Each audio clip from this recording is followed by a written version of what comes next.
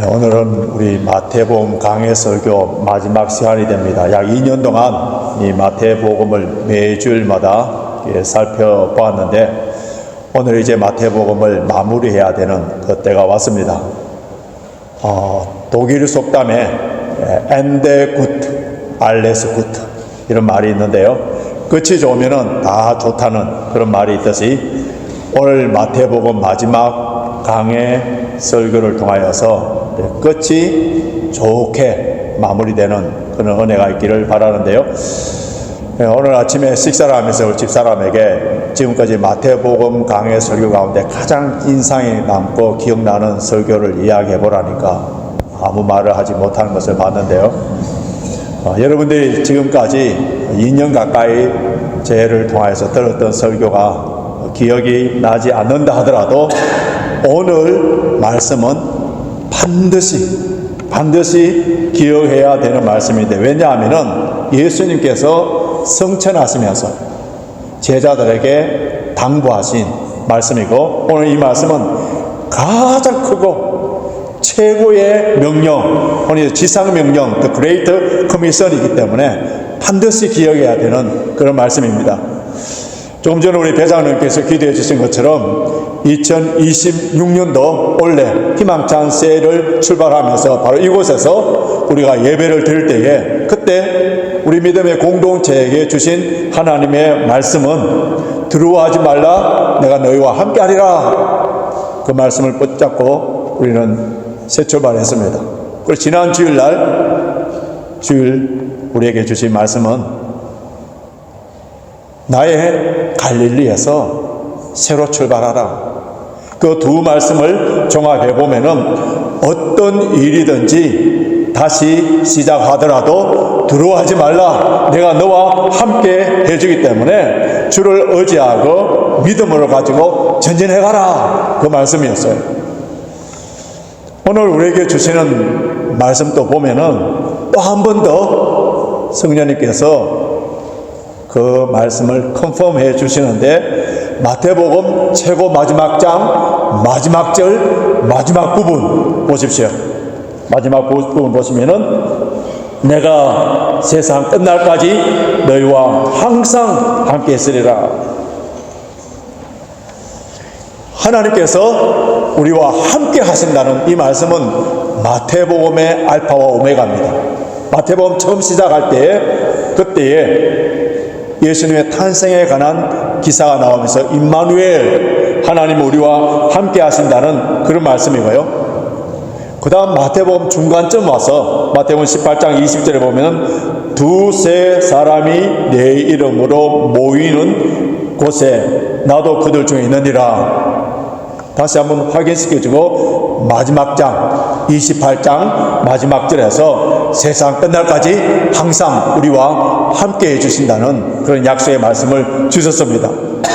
오늘 우리가 읽은 이 본문의 말씀은요, 예수님의 십자가의 죽으심과 부활에 대한 사건의 최종적인 결론이고 뿐만 아니라 마태복음 전체의 마무리이기 때문에 이 말씀은 개인적으로도 적용하여서 은혜를 받을 수 있습니다만은, 그러나 믿음의 공동체, 교회를 향한 교회의 존재가 무엇이고 교회의 사명이 무엇인가에 주시는 그런 말씀을 생각해 볼 수가 있습니다. 자, 16절, 오늘 16절 어떻게 시작하는지 보십시오. 자, 16절 보시면은 11제자가 예수님의 제자가 몇 명이에요? 12제자라 해야 되는데 11제자가 마태복음에서는 12제자라는 말이 4번 나옵니다. 그런데 유일하게 처음이고 마지막으로 11제자라는 말이 이곳에 딱 한 번 등장합니다. 12제자가 아니라 11제자 할 때에 한 명이 빠져버린 불완전한 숫자, 미완성, 이런 느낌이 들지 않습니까? 이 성경에 나오는 숫자들은 모두 다 상징적인 신학적인 그런 의미들이 있습니다. 12라는 숫자는 완전수예요. 왜 이게 완전수냐면은 3이라는 숫자는 하늘의 수를 봅니다. 성부, 성자, 성령, 삼위일체 3. 그다음 4는 동서남북 땅의 숫자로. 그래서 3 곱하기 4, 12가 되는데 하나님의 통치 아래에 있는 백성의 완전한 질서와 연합을 나타내기 때문에 그래서 구약의 12지파, 신약에 와서는 하나님의 통치 아래에 있는 예수 그리스도를 말미암아 구원받은 하나님의 자녀들이 새로운 영적 질서, 새로운 영적 이스라엘을 시작하려고 하면은 12명의 제자로 시작해야 되는데, 그런데 불완전한 숫자 11명의 제자, 그냥 제자들 하면 될 텐데 왜 마태는 의도적으로 11명의 제자 이렇게 기록해 놓은 분명한 이유가 있어요. 그 이유를 잘 이해하기 위해서는 우리는 17절을 같이 봐야 됩니다. 자, 17절 보십시오. 17절 같이 읽습니다. 시작. 예수를 배우고 경배하나 오히려 의심하는 자도 있더라. 부활하신 예수님을 만난 제자들이 예수를 보고 경배했다는 거예요. 그런데 어떤 사람들은, 누구는 의심하는 자가 있었다. 성경을 조금이라도 읽어본 사람들은 요한복음 하면 의심하는 자 도마 이렇게 생각할 수 있는데요. 그런데 이 본문의 헬라어 원문을 보면은 의심하는 자들 복수로 되어 있습니다. 영어성을 보면 they worshipped him, some doubted. 한두 명이 아니라 여러 명이 의심하는 자가 있었다. 그렇게 표현하고 있는데요. 여기 의심이라는 이 헬라어 단어가 티스타조인데 이 단어가 마태복음에서 또 한 번 사용됩니다. 그때는 어디냐 하면 마태복음 14장 31절에서 32절인데 한밤에 예수님께서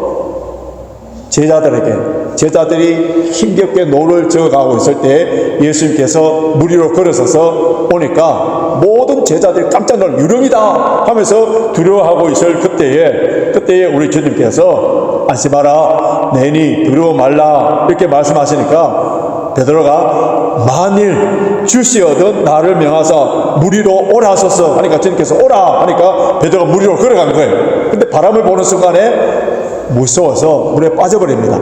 그때 주님께서 베드로를 건져주시면서 하시는 말씀이 믿음이 작은 자여 왜 의심하느냐, 왜 의심하느냐 할 때 그 의심이라는 단어가 티스타조예요. 부활하신 예수님을 보고도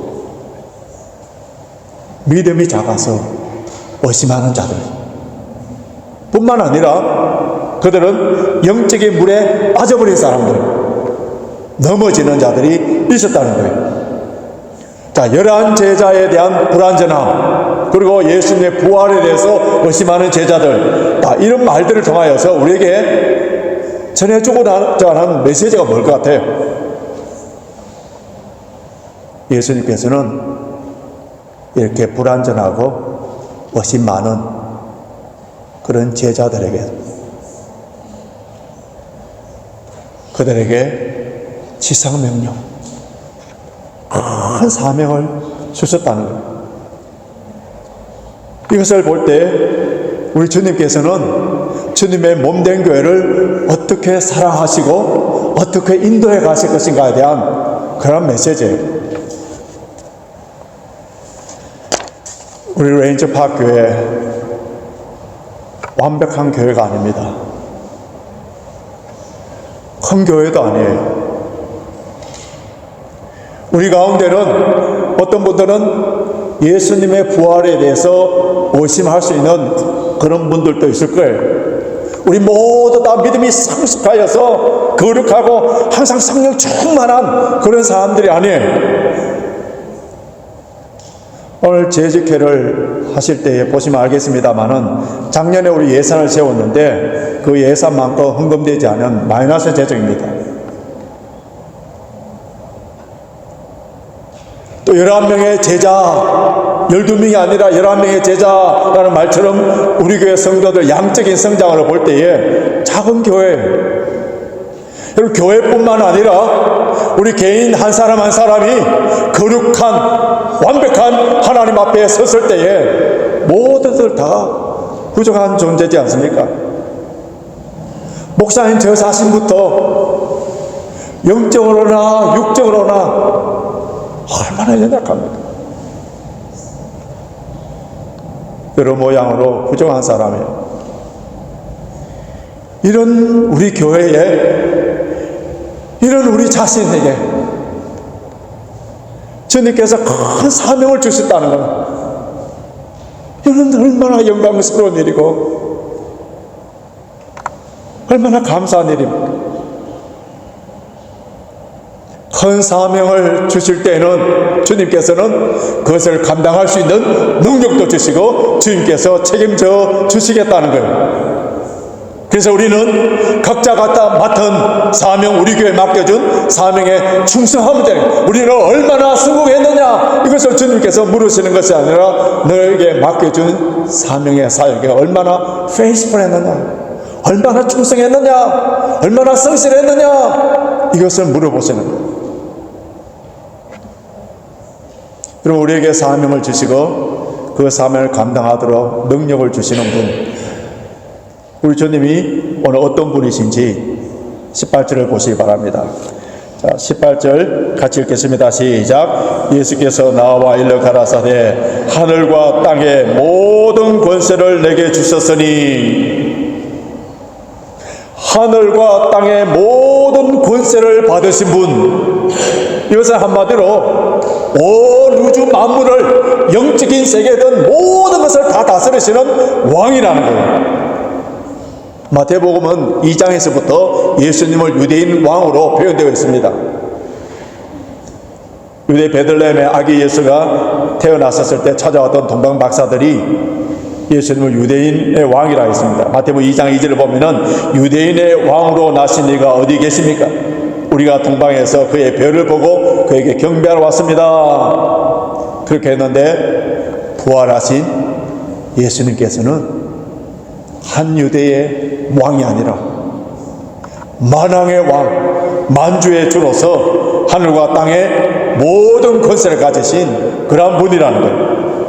왕이신, 만왕의 왕이신 우리 주님께서 우리에게 명령하시는데 그 명령이 뭐라고요? 자, 19절에서부터 20절 상반절까지 보십시오.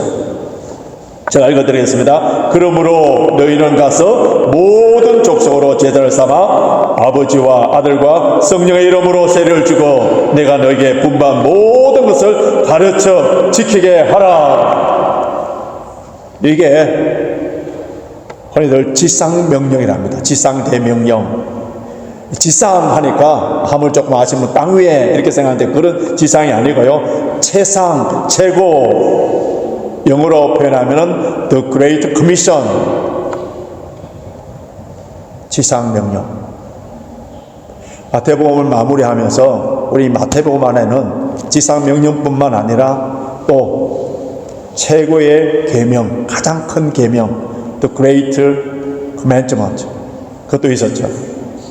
그것이 마태복음 23장 37절에서 40절 나오는데 앞에 화면 보십시오. 마태복음 22장 37절에서 40절 같이 읽겠습니다. 시작. 예수께서 가라사대 내 마음을 다하고 목숨을 다하고 뜻을 다하여 주인 너희 하나님을 사랑하라 하셨으니 이것이 크고 첫째 되는 계명이요 둘째는 그와 같으니 내 이웃을 내 몸과 같이 사랑하라 하셨으니 이 두 계명이 온 율법과 선지자의 강령이니라. 하나님 사랑, 이웃 사랑 같은 거랍니다. 어제 우리 교회에서 이웃 사랑부에서 킹스턴 지역 홈리스들을 위한 아침 식사 봉사를 했는데요. 원래부터 우리 매월 둘째 주 토요일에 킹스턴에 있는 에브리데이 처치에 가서 이제 홈리스들을 위해서 봉사를 하는데 어제는 홈리스보다는 오히려 우리 봉사하는 성도들이 더 많이 나오신 것처럼 많은 분들이 참여하여서 참 정성껏 봉사를 했습니다. 그것이 한 20-30명들이 이렇게 이 노숙자들이 와서 식사를 하는데 그들에게 이 아침에 따뜻한 커피와 또 이렇게 음식을 제공하고 도시락까지 해서 주는데 총 경비가 100파운드 정도입니다. 100파운드 정도인데요. 물론 우리 교회의 이웃사랑부에 예산을 책정되어서 그 예산으로 집행을 하겠습니다마는, 그런데 여러분 가운데에 나는 시간적으로 여러 가지 형편에 의해서 그곳에 갈 수 없지만은, 그러나 나는 물질로 동참하겠다 하시는 분들은 이렇게 봉투에다가 킹스턴 홈레스 식사비라고 해서 이렇게 목적 헌금으로 내시면은 그 연보를 통해서 그들에게 식사 제공을 하려고 합니다. 지극히 작은 자 하나에게 한 것이 주님께 하는 것과 같고 그 상을 결단코 잃지 않는다고 주님께서 말씀하셨기 때문에, 그렇기 때문에 우리가 하나님 사랑과 이웃 사랑을 실천할 수 있는 그런 장들이 마련되어 있고, 또 나의 물질이 귀하게 쓰임 받을 수 있다는 것이 얼마나 감사한 일입니까? 물론 우리 교회의 재정으로도 얼마든지 다 감당이 됩니다만은, 그런 감동이 있으신 분들은 한 달에 100파운드씩 특별 헌금을 하시면은 그 돈으로 이렇게 섬기도록 하겠습니다. 19절과 20절 상반절을 다시 보시면요, 다시 한번 본문 자세히 보시면은 우리 성경에서는 동사가 마치 4개 있는 것처럼 보입니다. 가라, 그리고 제자를 삼으라, 그다음에 세례를 주어라, 가르쳐 지키게 하라. 그런데 헬라어 원어를 보면은 주동사는 하나고요, 나머지 3개는 이 주동사를 꾸며주는 동명사로 되어 있습니다. 그러면은 이 주동사가 무엇이냐 하면은 제자를 삼으라, 제자를 삼으라. 제자를 삼기 위해서, 제자를 만들기 위해서 복음을 들고 나가야 되고 세례를 주어야 되고 뿐만 아니라 가르쳐 지키도록 해야 된다. 그렇기 때문에 가장 중요한 예수님의 마지막 명령이 뭐라고요? 제자를 삼으라, 제자를 삼으라. 그런데 많은 사람들이 교회를 다니면서 교회의 존재 이유, 교회의 목적, 그걸 잘 모르는 분들이 많아요. 그 어떤 교회의 사명을 받았는지 모르는 분들이 많아요. 초신자들은 이 교회의 존재 목적이 친교나 정보 교환이나 아니면은 또 마음의 안정을 찾는 데 도와주는 그런 단체, 교제, 여기에 초점을 맞춥니다. 실제로 큰 교회를 보면요, 사업하는 사람들이 많이 몰려들어요. 장사가 잘 되기 위해서. 그런 일도 있습니다.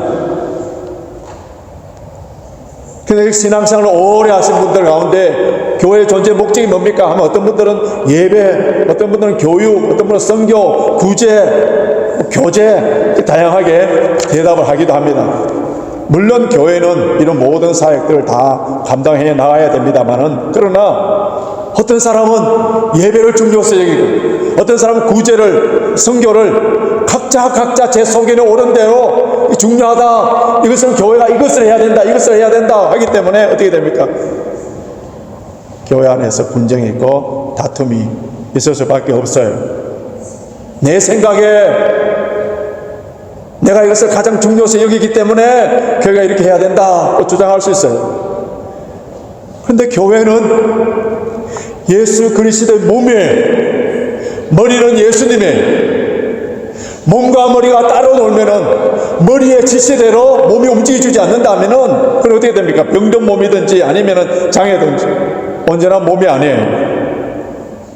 교회가 해야 되는, 교회가 존재해야 되는 교회의 사명, 이것은 우리가 결정하는 것이 아니라 머리신 예수님께서 결정하여서 주신 것에 대해서 순종해야 되는 거예요. 그것이 바로 교회예요.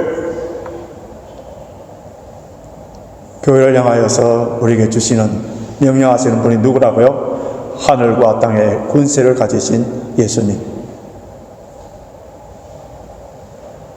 마땅히 어떤 변명이나 어떤 이유 없이 마땅히 순종해야 될 하나님의 거룩한, 엄격한 명령. 그것이 뭐라고요? 제자를 만들어라. Make disciples. 제자를 만들어라. 교회가 이 땅에 존재하는 이유, 예수님의 제자를 길러내는 것. 우리끼리 모여서 아무리 재미있는 행사를 많이 하고 아무리 봉사를 많이 하고 우리 예배가 뜨겁고 찬양에 기름 부으심이 있고 우리가 성경 공부를 열심히 하고 아무리 선교와 전도를 많이 하고 아무리 뜨거운 사랑으로 우리가 풍성하게 나눈다 하더라도 이 모든 과정을 통하여서 예수님의 제자로 태어나지 않는다면, 예수님의 제자로 키워지지 않는다면은 교회의 존재의 그 목적을 수행하지 못하고 있는 거예요. 그럼 제자를 만들기 위해서는 어떻게 해야 될 것인지 주님께서 구체적으로 가르쳐 줬었는데, 먼저 가라, 복음을 들고 가라. 어디로 가라고요? 모든 족속에게 가라. 그것을 이제 구체적으로 가르쳐 준 것이 사도행전 1장 8절입니다. 우리 잘 아는 구절인데요. 앞에 한번 보십시오. 같이 읽겠습니다. 같이 읽습니다. 시작. 오직 성령이 너에게 임하시면 너희가 권능을 받고 예루살렘과 온 유대와 사마리아와 땅끝까지 이르러 내 증인이 되리라 하시니라. 어디로 가라고요? 먼저 가장 가까운 곳부터 예루살렘에서, 그 다음 유대로. 유대는 지역적으로 예루살렘을 품고 있는 곳입니다. 그런데 복음의 정인으로 살기가 가장 힘든 땅이에요. 왜냐하면 그곳에서 복음의 저항에 대한 것이 얼마나 심한 많은 박해와 순교가 일어났던 거예요. 우리에게도 유대와 같은 땅들이 있어요. 가장 가까운 곳이지만은 복음이 들어가기 가장 힘든 곳 어디입니까? 우리의 가정에, 우리의 직장에, 우리의 삶의 현장터가 유대에, 그곳에서 주의 정인으로 살아야 된다. 정인이라는 이 말을 헬라어로 마르투이스인데요, 이 마르투스라는 단어가 나왔을 때 정인으로 번역해야 될 것인가 순교자로 번역해야 되죠. 두 개 다 같은 말이에요. 그러면은 복음은 입술로 전하는 것이 아니라 나의 죽음을 통해서, 내가 죽는 그곳에 복음의 진실성이 드러난다. 복음 전하기가 쉽다는 거예요. 말로만 전하는 것이 아니라 내가 죽어야 된다. 순교자가 돼야 된다.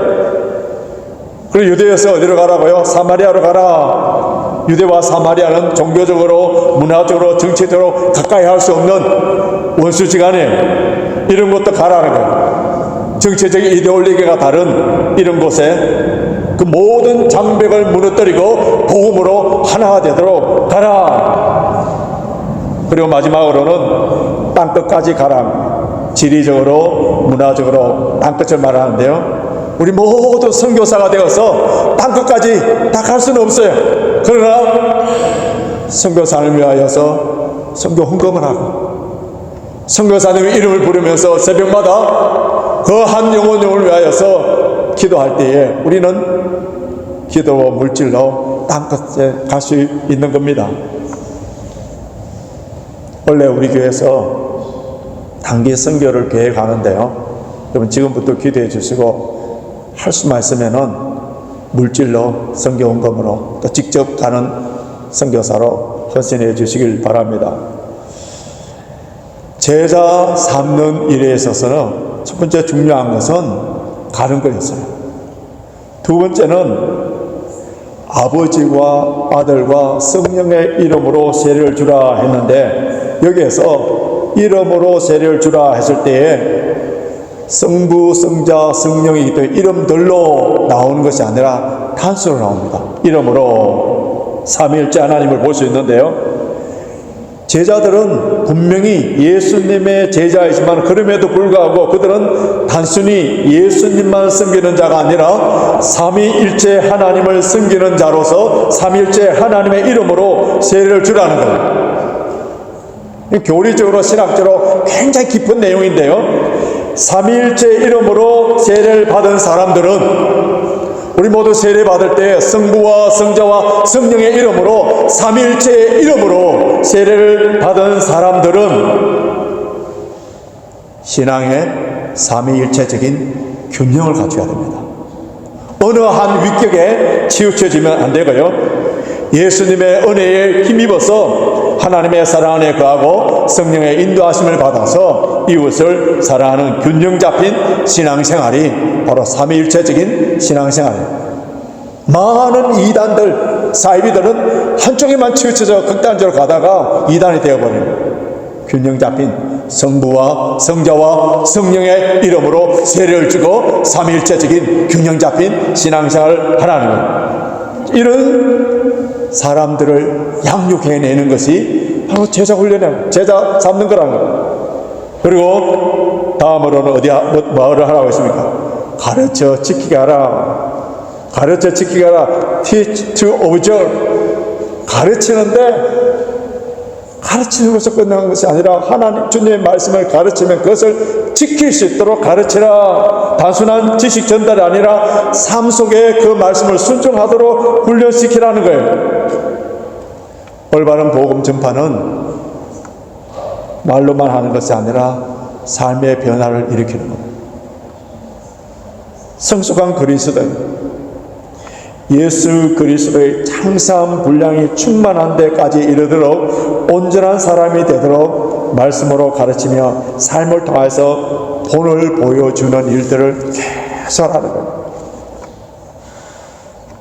그리스도 안에는 일만 서성은 있으나 아비는 많지 않다. 사도 바울이 고린도전서 4장 15절에서 말했는 것처럼 교회에서든지 가정에서든지 삶으로 가르치는 것만 남습니다. 먼저 믿는 우리들이 예수님을 닮은 모습, 내 안에 있는 예수님의 성품, 예수님께서 하시는 그 사역들을 삶을 통해서 보여주는 것이 가장 좋은 가르침이에요. 예수님의 제자를 만들기 위해서 가고 성부와 성자와 성령의 이름으로 세례를 주고 주께서 말씀하신 것을 지킬 수 있도록 가르치도록 하는데 이 사명을 교회에 맡겨주셨는데, 그런데 우리가 이 사명을 감당하는 일에 있어서 결단코 쉬운 일이 아니에요.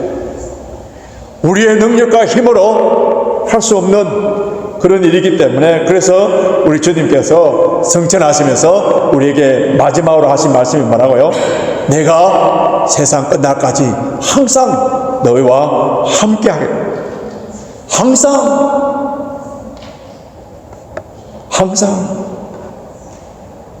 예수님께서는 어떤 때는 함께 하시고 어떤 때는 함께 하시지 않는 그런 경우가 아니라 비록 내가 실패하고 넘어진다 하더라도 항상, 비록 우리 교회가 재정이 약해지고 숫자가 줄어든다 하더라도, 부흥되고 재정이 넉넉하게 한다 하더라도 항상 우리와 함께 해주신다는 거예요. 20세기에 미국의 여루신 마가렛 파워라는 그 여자가 모래 위에 발자국, 푸트프린트라고, 이미 우리에게 신앙생활 조금만 하신 분들은 그 유명한 시를 다 알고 있지 않습니까? 다시 한번 그 시를 읽어드리겠습니다. 어느 날 밤 꿈을 꾸었습니다. 나는 주님과 함께 해변을 걷고 있었습니다. 어두운 하늘 너머로 내 삶의 장면들이 보였습니다. 각 장면마다 모래 위에 2개의 발자국이 있었습니다. 하나는 나의 것이고 다른 하나는 주님의 것이었습니다. 그런데 내 인생에서 가장 힘들고 슬펐을 때 모래 위에는 발자국 하나밖에 없었습니다. 나는 주님께 질문했습니다. 주님, 저는 저와 항상 함께 하신다고 말씀하셨습니다. 그런데 제 인생의 가장 힘든 시기에 발자국이 하나만 있었습니다. 제가 가장 힘든 때 왜 함께 하지 않았습니까? 그때 주님께서 말씀하셨습니다. 화면을 보십시오. 같이 읽겠습니다. 시작. 나는 너를 떠나지 않고 항상 함께 하고 있었단다. 내 인생의 가장 힘들 때에 내가 너를 업고 갔었단다. 여러분이 고난의 때, 갑자기 질병이 닥쳤을 때, 자녀의 문제 때문에 하늘이 무너지는 그런 고통들이 올 때에 우리는 쉽게 시험에 들고 상처를 받아서 이때는 하나님께서 나와 함께 하시지 않나. 내가 지은 죄에 대해서 하나님께서 벌을 주시나, 이런 생각으로 우리 믿음이 흔들릴 때가 있지 않습니까? 내가 믿음이 흔들릴 때야. 예수 그리스도의 부활에 대해서 의심할 때라도, 11명의 제자들처럼 불안전할 때라도 주님께서는 항상 함께 하십니다. 이사야 41장 10절 말씀, 앞에 화면을 보십시오. 이사야 41장 10절 말씀, 나에게 주시는 말씀으로 받아들이시기 바랍니다. 함께 읽습니다. 두려워하지 말라, 내가 너와 함께함이라. 놀라지 말라, 나는 내 하나님이 됨이라. 내가 너를 굳세게 하리라. 참으로 너를 도와주리라. 참으로 나의 의로운 오른손으로 너를 붙들리라. 원래 우리 교회에 맡겨준 모든 사역들 감당해 나갈 때, 또 여러분들의 사업터와 직장 가운데서 일을 할 때, 여러분 가정 속에서 모든 것을 계획 세워 나갈 때 두려워하지 마시고 함께 하시는 주님을 믿고 의지함으로 말미암아 힘차게 담대하게 전진하십시오. 최인호 소설가의 상도라는 유명한 책이 있는데요, 그 책에는 조선시대의 거상 임상옥에 대한 일대기를 그린 역사소설인데요, 그 책에서 진정한 상업의 도가 무엇인가를 밝혀놨습니다. 장사는 이문을 남기는 것이 아니라 사람을 남기는 것이다 했습니다. 우리 교회의 모든 사역과 저와 여러분의 모든 삶을 통하여서 사람을, 예수님의 제자를 만드는 것, 제자 훈련이나 특별한 프로그램이 아니라 내가 먼저 예수 그리스도의 제자가 되어서, 내가 먼저 성령 충만하고 은혜가 넘쳐나서 내 말 한마디, 내 행동, 나의 섬김, 나의 봉사를 통하여서 주님의 제자로 만들어지는 사람들이 있다면 그 사람은 누가 뭐라 하더라도 성공하는 인생이요, 승리하는 인생이요, 주님이 기뻐하는 인생이고, 이런 사람들이 우리 교회에 만들어지고 있다는 것은 주님께서 가장 기뻐하는 교회고, 주님께서 이 교회를 세워주신 목적과 그 사명을 완수하는 교회가 됩니다. 이런 교회, 이러한 삶으로 승리하시는 저와 여러분이 되시길 주님의 이름으로 축원합니다.